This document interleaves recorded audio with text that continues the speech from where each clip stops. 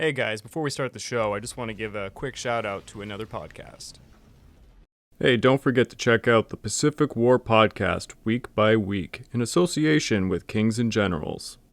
Hey, and don't forget to hit that like and subscribe button so I can feed my two feathery co-hosts.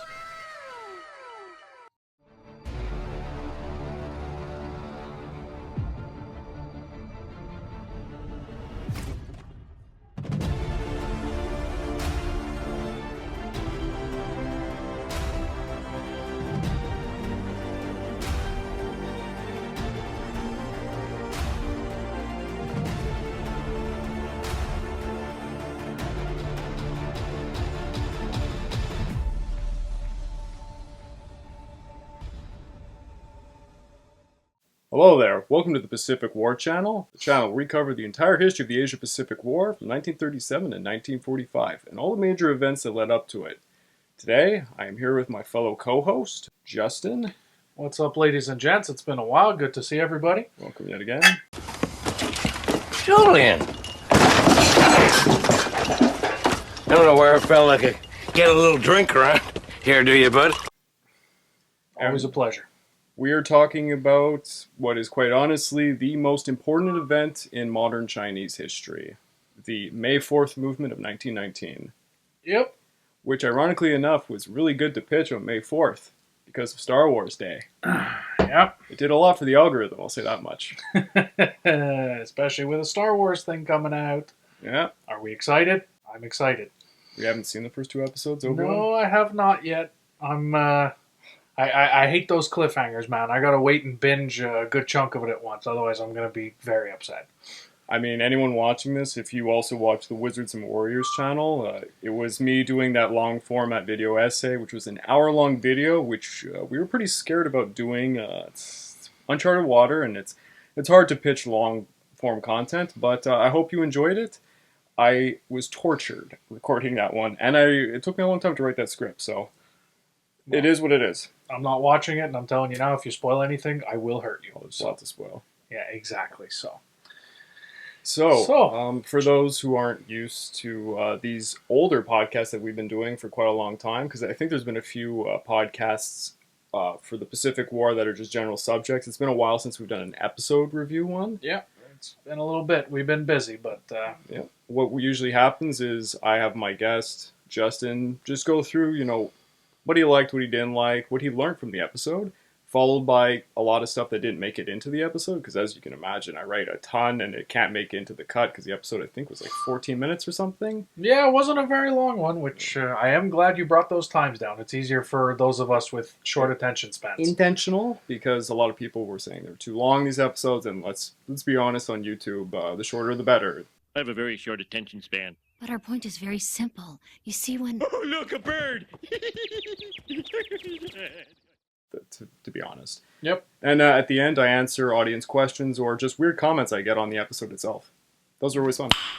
Nice. Yeah. Well, I mean, this was definitely was an interesting episode, and even those who don't study history might have heard of this incident, or might have heard of Tiananmen Square, or things like that. Sorry if I'm pronouncing things wrong. Tiananmen. Didn't happen. I don't know what you're talking about. Yeah, I'm not going there. But, it's a well-known topic that most history classes will glaze over. Mm-hmm. Well, Western history classes, sorry. If you're in China, this is the most significant part of modern Chinese history as far as they're concerned. Well, that's probably why we touch on it in Western history, but we don't really go into details. And I definitely learned a few things as to how this was... Well, I mean, going through other episodes, if you're a longtime viewer, we've gone through a lot of the struggles that China went through during the 100 Years Humiliation, or whatever other names it has. But this was really a key point kind of in the morphing of Chinese modern culture, we should say. So why don't you bring us through a little bit about what happened, and then I'll probably pop in a few questions, or I think we might have had some audience questions too. We have. Well, the start of the episode is actually kind of just a summary of all the horrible things that happened to China in the 19th and early 20th. 19th and early 20th century. I had a brain freeze there. So, you have the two Opium Wars, Taiping Rebellion, Boxer Rebellion, the Xinhai Revolution, which is kind of coinciding with World War One, and World War One is kind of like the pincushion that's really breaking the camel's back at this point. So this event in question is occurring during World War One, and if you want to know more about what happened to China during World War One, I have a previous episode you can click on. Probably a link I'll put up here. It'll give you more background information. But all you need to know is China did not actually go into World War One as a combatant early on. Eventually, they do declare war on Germany because they're pushed by the United States. Yeah, and this was basically, from what you said in the episode and what we talked about beforehand there, the U.S. basically dangled a big carrot in front of China and said, here, go get him. Yep. And then as soon as China declared war, the powers basically said, no, we're not giving you what you want, and sort of... I'm going to go ahead and say China kind of got fucked on this one. Oh, yeah. Big time. Big time. Century of humiliation. Well, this was a big one. The United States and Japan were, for lack of better words, enemies. Even though they find themselves on the same side during World War One when they both enter, it's awkward for them. And a way to, pardon my French, to fuck with Japan was to play footsie with China. And the United States has always had commercial interests in China. The open door policy started, and the United States sees itself as kind of, they want to say the liberator and trying to make things equal, whereas they're really trying to be the top dogs exploiting China, and to do that, they want to kind of kick Japan out.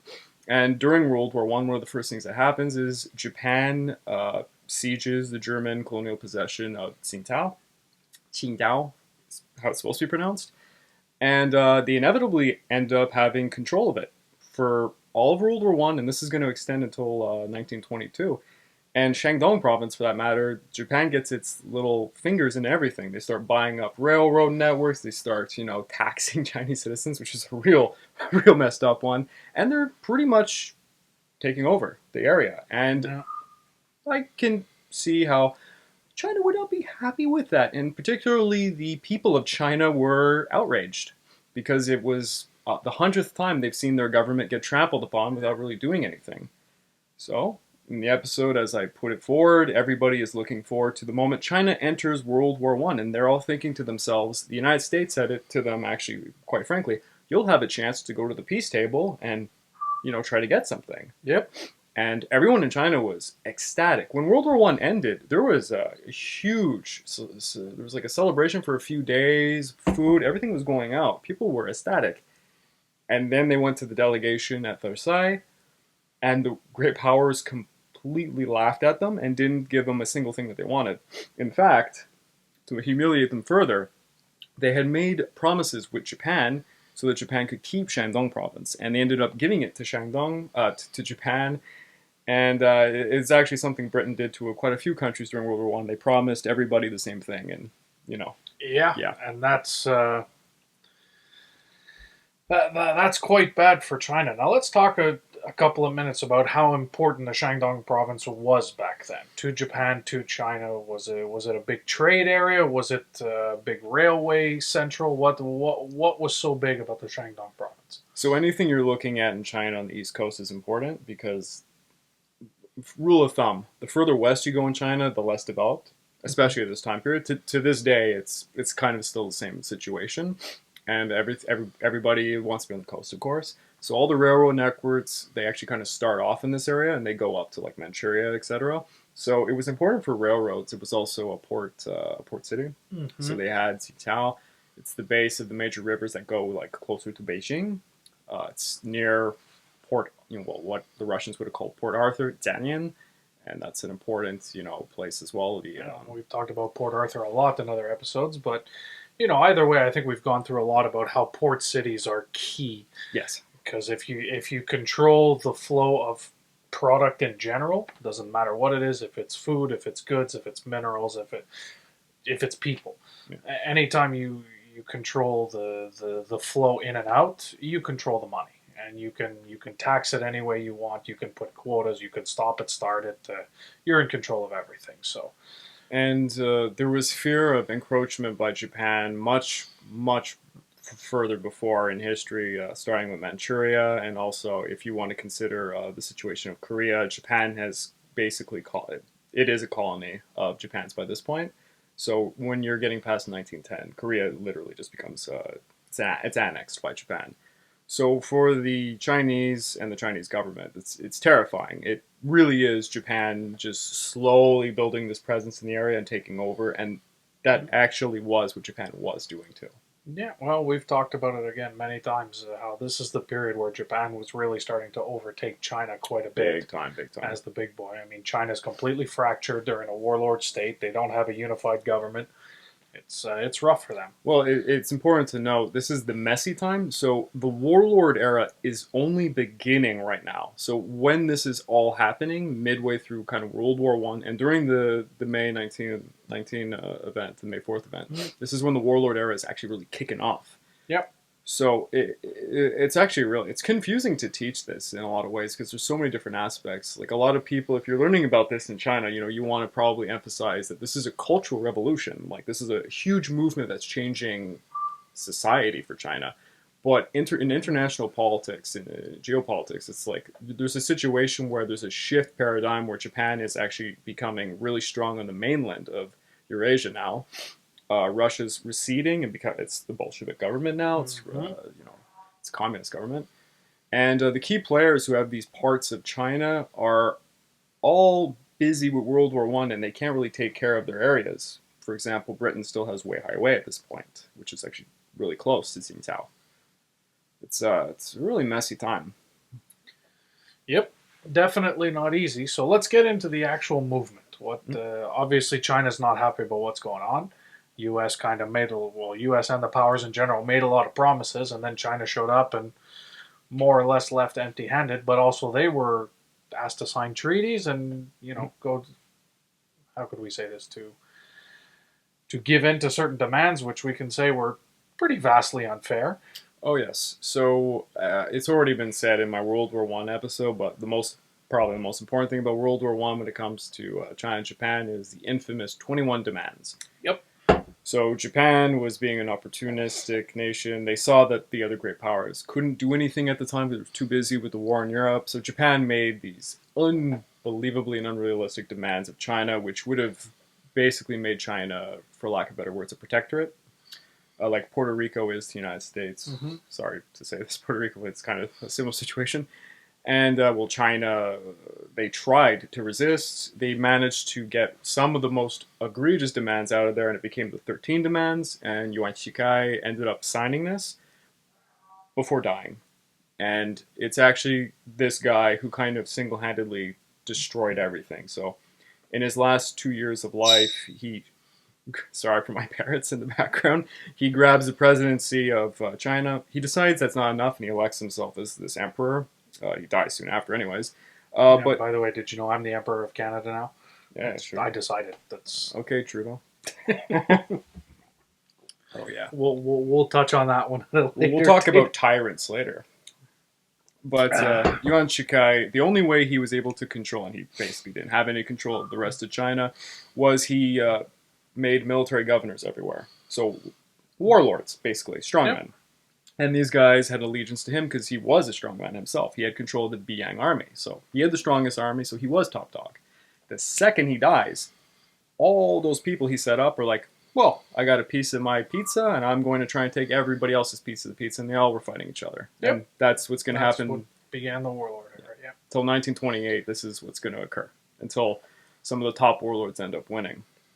But the people of China are dealing with this at the same time. So the 21 demands has completely pissed them off. They now have the Shandong problem, as it's known, where Japan is encroaching upon their country, and then the Treaty of Versailles gives them nothing.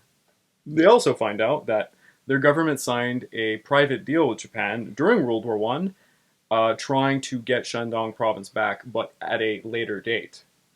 This is actually one of the reasons why the great powers didn't take China seriously during the peace conference, is because Japan literally took this piece of paper and said, China already signed this. This is Yuan Shikai who wrote here, blah, blah, blah. They're going to... Actually, it wasn't Yuan Shikai, sorry. It was his successor. My apologies. But they gave us legitimacy over Shandong until a certain date. And they'll eventually give it back in 1922, though the rest of the great powers literally forced Japan because Japan was not trying. They were not going to give it up, and it's a contention that goes on for a long time. And the Chinese people were outraged. And, I mean, there was more going on. There was the Bolshevik Red Revolution. There was like this whole wave of like literature getting into China, and the Chinese were going overseas because of World War One. A lot of the students went to Europe and they started to learn different ideologies. They brought it back home. Yeah, well, still that big movement that we talked about in other episodes, where China's kind of on that knife's edge between, do we keep our traditionalist values, do we adopt a more Western, Yes. a more Westernized ideology?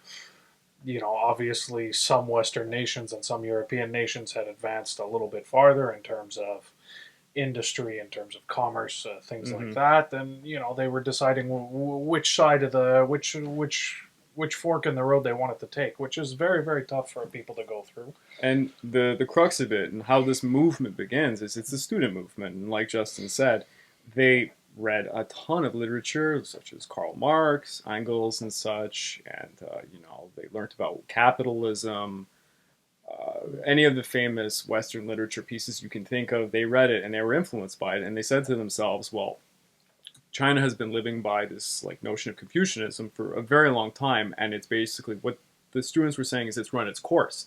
We can no longer get past where we need to be to fully modernize the society. We need to adopt quote unquote Western ideology, although there was much Eastern ideology too. It's just the way that it's always phrased is, oh yeah, they were looking at the West because Eurocentrism and that kind of crap always leaks into this. But a lot of the current politicians and people in power were like, no, we want to do things status quo, and the students wouldn't have it. And one of the big issues, I think I brought it up in this, and it was hard for me to understand, was the issue of the written language.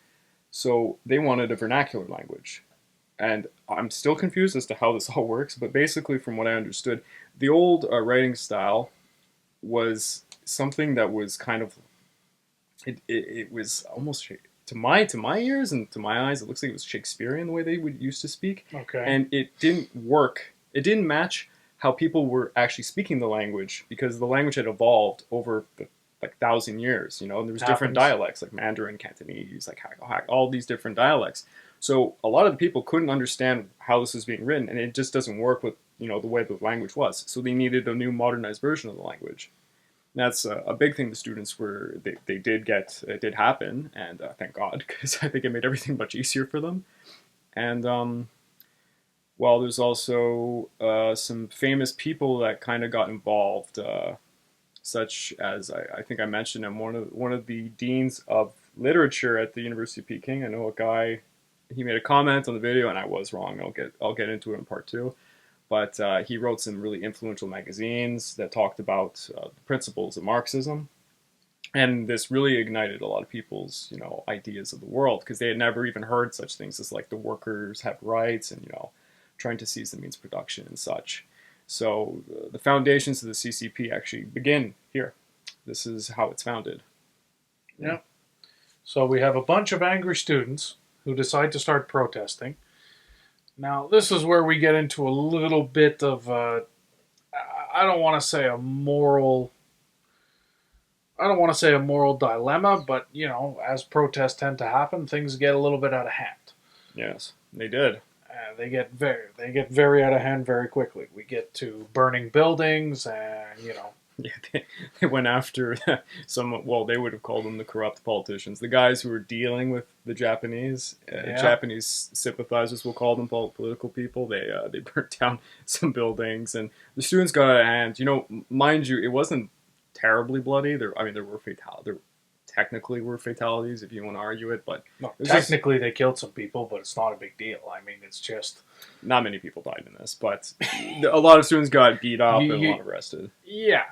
Well, there were fatalities mostly on the student side, but it's a classic thing, and it ties a lot into, any kind of protests or things you see nowadays too, whereas you have supposedly peaceful protesters, or you assume they're peaceful protesters, but things get out of hand. They start, if you're talking about modern days, they're flipping cars and they're lighting fires and they're breaking into private properties and things like that.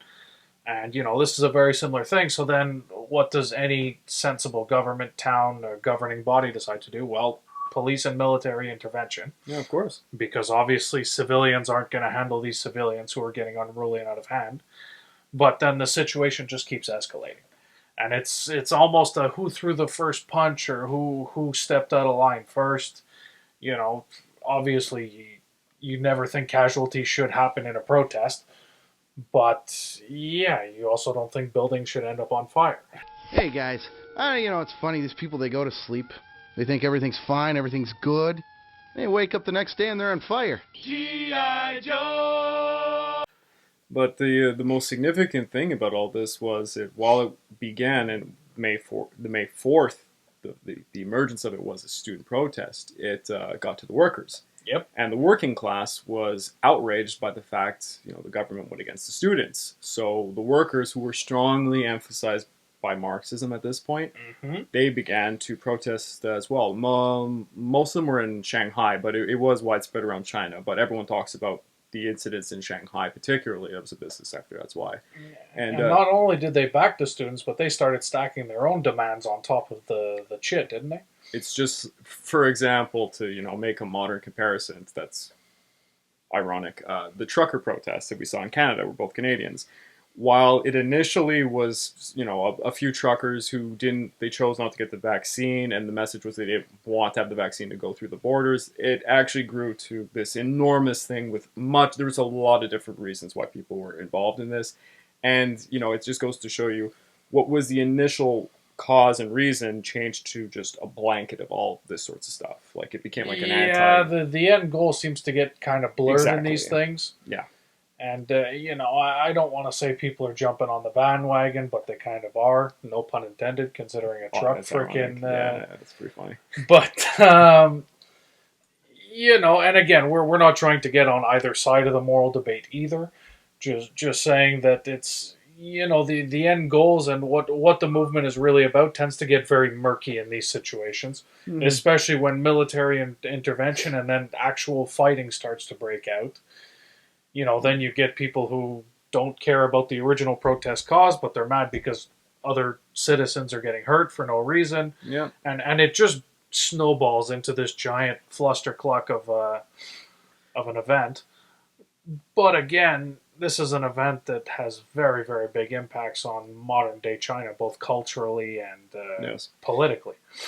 More importantly for today, for mainland Chinese people, it's it's the foundation of it's the finding of the CCP.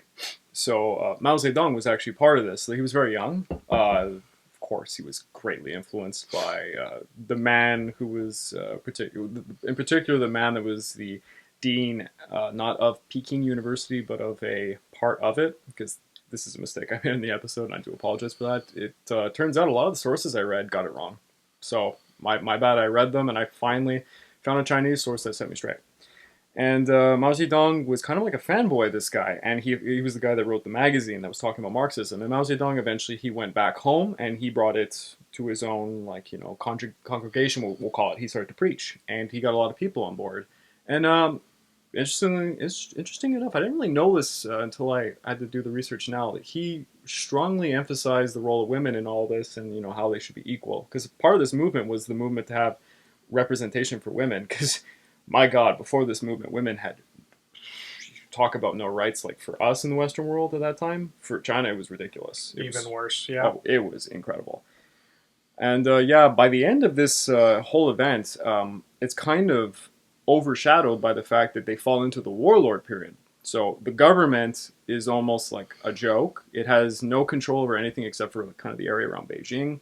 And all the warlords have firmly set themselves up in different pockets. And there's now going to be people fighting for control over China. But what's so important about the May 4th movement is it's the resurrection of the Kuomintang, so the nationalists, so Sun Yat-sen. Mm-hmm. And it's the birth of the CCP. Not yet under Mao Zedong, but they're coming up. He's growing in the ranks and slowly gonna, growing in popularity. Yeah. So it's kind of like the start of modern day China, basically, as you can see it. And for Taiwan as well. You can argue this is very important for the foundation of Taiwan, because this was eventually going to lead to Chiang Kai-shek's rise to power, the Civil War, and then the, exile onto the island, I guess you would say. Yeah. Now, considering that China is going into a warlord era, and it's obviously very broken up in section, the rise of the CCP and these new ideologies, I'm guessing it was still mostly centralized in certain regions, and there were probably still a lot of other regions that were opposed to it, or... Oh, it gets so confusing. You have like independence in Tibet. You got this sector that's in Manchuria. That's its own thing, we'll call it. In Beijing, it's this Bian government that's always there, but doesn't Really have do any anything? authority. Like Okay. it's really embarrassing how little authority they have. In Guangzhou, like in the south parts of China, that's where the KMT, that's the Kuomintang, are going to be setting up shop. The CCP is really, really small at the beginning, and they got pockets. And they going further in the future, they'll join up with the KMT it's called the United Front, the First United Front, Yeah. and they'll screw each other over. There'll be really bad blood. They'll attack each other, and then eventually, when World War II happens, there's a second United Front, and blah blah blah blah blah. There's a civil war. But it's basically it's getting into the messiest part of Chinese history, and it's incredible. Even people who specialize in this, it's very difficult to explain because you have big warlords, and then you got small warlords, and then you got peoples that don't even consider themselves to be Chinese at all. Like you could argue, well, the Tibet. I know this is to this day very. You don't want to talk about this with mainland China, and yeah, it's quite a lot of fun. Wow. Definitely a tumultuous period, but Yeah. And I have to say now, I just completely forgot. Didn't say this at the beginning of the episode, but over the course of a few days, I crossed 10,000 subscribers. that's So, true. I should We have are said that at the officially beginning of the at 10K. episode. Thank you to everybody who Cheers, subscribed. yay. Yes, definitely. Cheers. Thank you to listening to two drunk Canadians who sort of know what they're talking about Yeah, on and good days. to with no background in Asian history, like I mean, yeah, for me for Japan, I'm learning Chinese history currently, and well, on Kings and Generals, the channel I write for on the side, you'll see I'll be doing a lot more when it comes to history of China, as well as more podcast stuff and God knows what else. I mean, if anyone watches Wizards and Warriors, I just did the Obi-Wan series, and I'm the guy who writes a lot of Lord of the Rings stuff, so I'm a man of many trades. Yeah. Yeah. And we haven't set an exact plan yet, but we do want to do a video as a 10K God. sub special. Yeah, we'll see what happens. So leave in the comments what you guys would like us to do. Do you want us to cover a specific topic? Do you want us to do a cosplay? Do you want us to go out and do something? I don't know. I can't promise we're going to do it, but leave some comments of what you guys would want to see, and we'll see if we can maybe make something happen for our official 10K I'll say it here because video. everybody struck me down that I said this too. I said I should use this katana to cut watermelons in the backyard like an idiot, and I still think it's a good idea.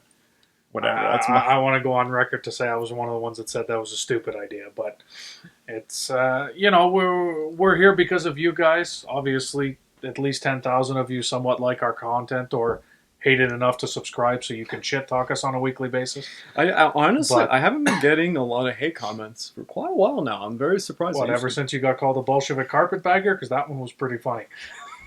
Yeah. I enjoyed that one. Oh boy. On On Reddit, they're quite special and racist. But you know, Reddit is Reddit. This is true, but no. Either way, anybody who's involved, we appreciate it. And again, we're here for you guys. We're trying to put some stuff out as fast as possible, but obviously with KNG and all this other stuff, it's Yeah. a very busy time. I say it probably every episode. Yeah, the reason why these episodes come out very sporadically and slow is because I do so much work with KNG that I simply can't keep up, and I do have a day job, so it's really hard. Yeah. I do my best. But by all means, check them out too, KNG. If you're not subscribed to them or don't follow them, very good channel. Craig does a lot of work in script writing for them. Yeah, so And I think it's a good time to kind of pitch into part 2, which is honestly the meat to why anyone is watching this. It's kind of like, what didn't make the episode? And, you know, it also answers a lot of the comments, too, because a lot of people are like, oh, why don't you talk about this? Because it's a 14-minute episode, basically. The first thing that I want to talk about is a little bit about kind of the CCP. Let me look at my notes, because it's been a long time since I wrote this episode. So the most obvious thing that didn't make the cut was mostly episodes outside of the scope of the New Culture movement and the May 4th movement. Obviously, these events were, you know, the larger ongoing issues, like the performance of China during World War I, and the rise of Western knowledge by Chinese youth, leading to the new ideologies. I just say, oh, there's these new ideologies. I didn't really go into it. And how the CCP was formed. I kind of just gave a really small summary, and that was intentional because it goes into the warlord era, and I'm going to be doing like a big series on that, so I'll be talking about it in the future. Probably a 3-part series. I'm not too sure yet, but I, in my head, imagine it'll be a 3-part series if I can fit it in. Yeah. And oh, here. I didn't get to really emphasize the change, like I was talking about before, in the vernacular language. I think it's pronounced Bohui, which was an enormous move forward. I don't speak any of the Chinese languages, so I don't think I could do it much justice even now. I'm sorry for my parrot. Recording with the parrot awake, and she is cranky. But to explain to the audience, classical Chinese was a traditional style of written Chinese that goes back to the 5th century BC, all the way to the end of the Han Dynasty in the 3rd century AD. So this language was used all the way up to the 20th century, and it didn't mirror modern Chinese languages that had evolved since then. So actually in the episode, like we were just talking before, I kind of explained it a bit. It's the easiest way to say. The basic way to look at it is classical Chinese. The written one was like frozen in time. So it was being used for all literacy, but the spoken language had evolved into all different kind of dialects and that, so they just didn't meet up, and it's really jarring for everyone, and it was a problem for students, and it hindered education, literacy in general, and progress for that matter. Let's see what else didn't make it. I didn't, oh god, I don't think I want to talk about this one. I didn't hint at how mainland Chinese and Taiwanese people see this event very differently. And, you know, it's just because it's a bit awkward. So it's the founding of 2 countries that have their differences. And you can see it much in the same ways as it's the resurrection of the KMT and it's the birth of the CCP, this movement. The last one that I really felt I had dropped the ball was that this was a feminist movement, and I barely talked about it. A lot of the clips I use show, I don't know if it's I think it was a TV series that I found that was the viewpoints of how the female students like led this movement and everything. But honestly, I could have made a whole other episode on the feminist movement aspect of this, and I couldn't fit it in. It is what it is. But there's a lot of important things that women were fighting for during this. It was impossible at this point for women to get an education, so they wanted to get educated, and they wanted to get educated alongside their male peers because everything was segregated at that time. Marriage was prearranged, and women had no choice in the matter, so that was a big one they were fighting for, I can imagine. Mm-hmm. And after the May 4th movement, it allowed women to enter, you know, new parts of the workforce because they were barred from all sorts of different jobs. You know, it was kind of like this for the Western world, for that matter, at that time. And they could get educated, and they could get some property rights, not fully though. They would still have to struggle. Well, I mean, from a modern day perspective, that doesn't sound like a ton, but for back then, that's leaps and bounds from where they were, I suppose. Yeah. And for the 3rd part, I wanted to kind of look at some comments and questions from the audience. Yeah, we did have a few. And, I don't know if I should say I won't say the names. I do have them written down here for once, but I shouldn't. Just to keep them anonymous. Although I guess anyone could just click the video and find out.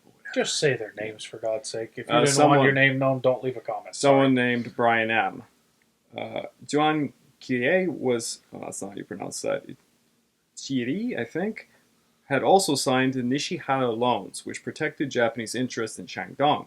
This was part of what went wrong for China during the Versailles peace talks. So what this guy is bringing up is, as part of the back order deals between China and Japan,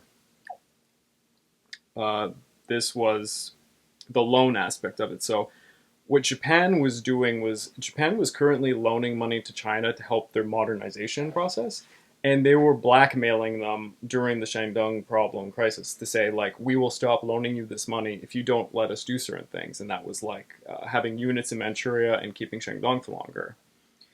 And ironically enough, the guy that he's talking about, he becomes a warlord of the Anhui clique, and he signs off on a bunch of other loans to Japan, and he receives assistance in order to receive military aid. So he was building himself up as a warlord during this process, and Japan ends up kind of backing him quasi-like.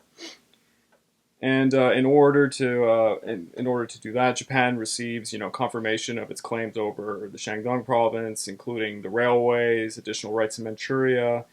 And when I do the three-part series in the Warlord era, I'll go more into this character and basically why Japan was backing him a bit. So this is almost like Japan's insurance, just a backdoor insurance policy, just to make sure they can try to hold on to the Shandong province even after this supposed rental term was up. Exactly. And this guy has a pretty safe name, User123. I wonder if you made that account on the spot. He said, the May 4th movement is also directly inspired, and he mispronounces this, okay, it's directly inspired the Cultural Revolution 40 years later.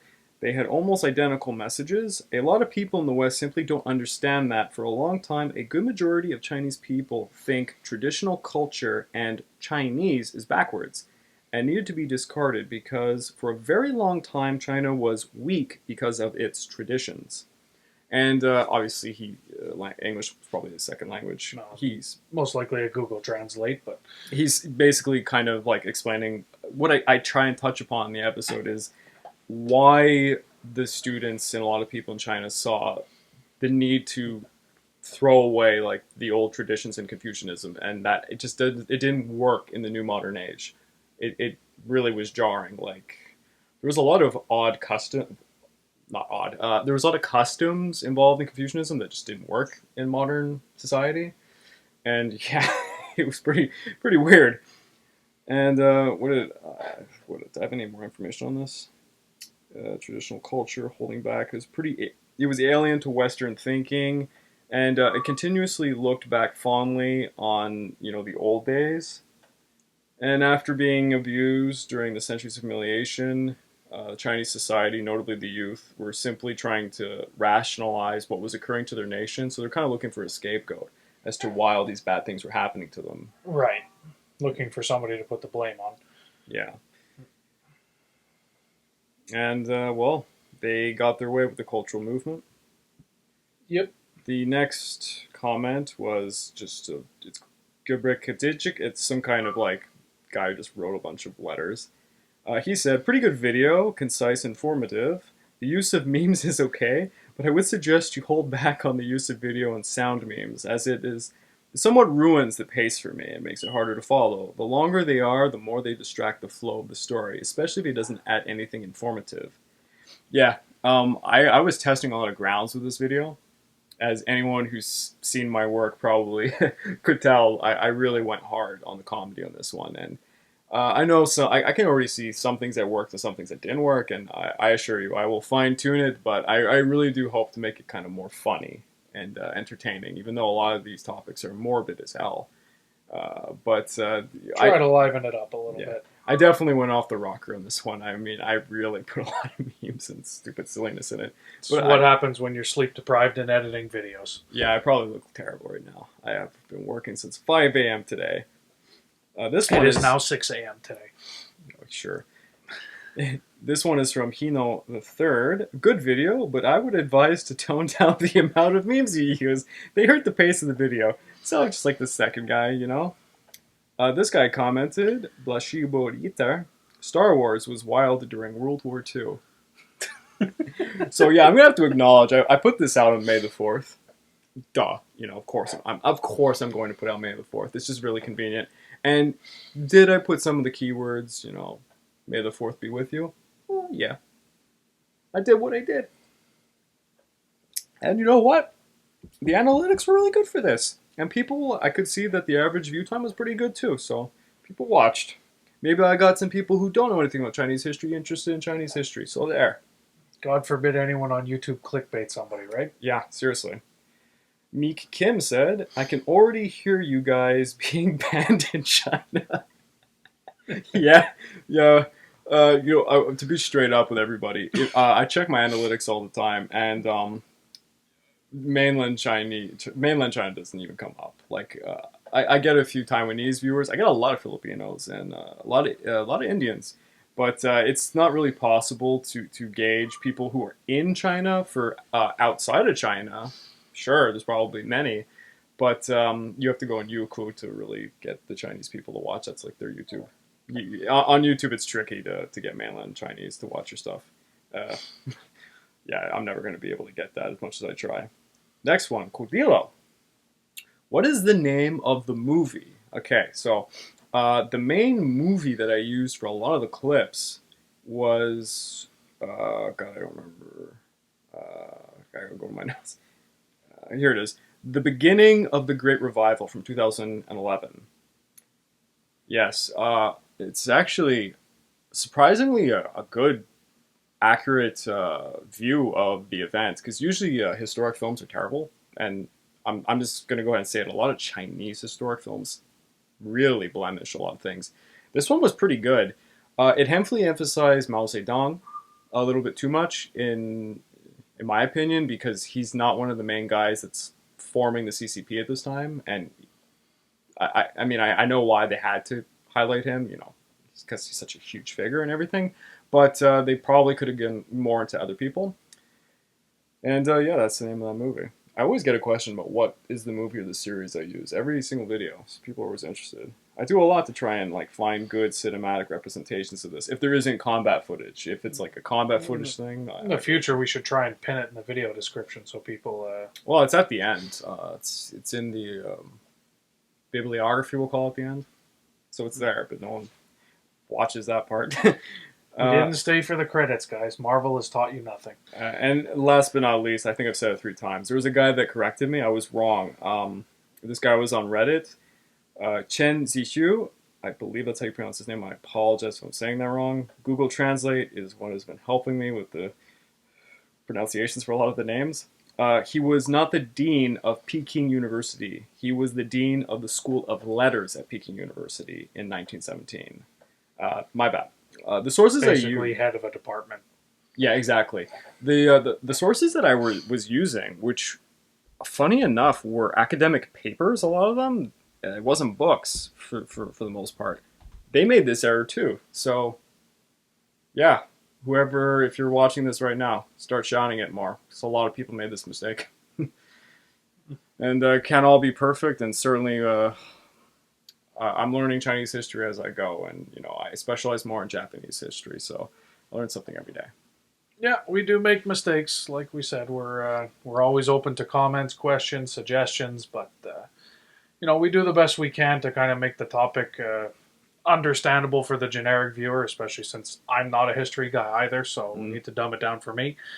But we kind of try to appease everybody with these things, so yeah, we do our best. Now, I guess to talk a bit about the future of the channel. So I've already said it a few times. Probably a 3-part series in the Warlord era, though I always get distracted by something, whether it's someone asking for a special piece. For example, there was a lot of people asking for something on Korea, and my video from a while back on the Project Ukraine, it was half of that. So while it was a video talking about the history of Ukraine during the Bolshevik Revolution onwards and the Ukrainization versus Stalin suppressing it, it was also a piece on kind of like the end of the 19th century Korea and how they went through the annexation process of Japan. So I managed to hit that. I still have to do a piece on the Philippines. I know. I need to do a piece on India. A lot of places. We did Southeast Asia for World War I because I got a lot of people that, particularly Vietnamese, that wanted some pieces. Although the Vietnamese were screaming for the Franco-Viet War, and I could still go back and do something on that. But for the most part, we're looking at the Warlord era for a 3-part series, and then after that, it's going to get interesting. It'll go to Japan for a while. Most likely, I'll have to do a few episodes on the political assassinations that go on in Japan in the 30s. What happens in the 20s, because Japan changes quite a bit. And then the early emergence of Japan invading China. So in 1931, and then I'm going to follow it probably at a year-by-year rate, because it gets nitty-gritty at that point. That's where the meat is going to be until the war starts. And then when the war starts, this whole channel is going to change format, I think, completely. Because I'm going to have to really figure out a good way to tackle this with event by event. Not week by week like the KNG is doing, because that's insanely difficult. Yeah. And they're already doing it. Yep. So, yeah. I think we covered just about everything. Yeah, as always, again, if there's something else we missed in the episode or something related to this that you guys want us to talk about or have any questions, leave us the good old comment. We try to at least read them all. We can't always respond, but we do our best. We're here for you guys. So whatever you want to see, try and we'll make an effort to make it happen. And let us know 10K special if you guys want to see something specific. Oh, yeah. We're open to suggestions because we still got to address that.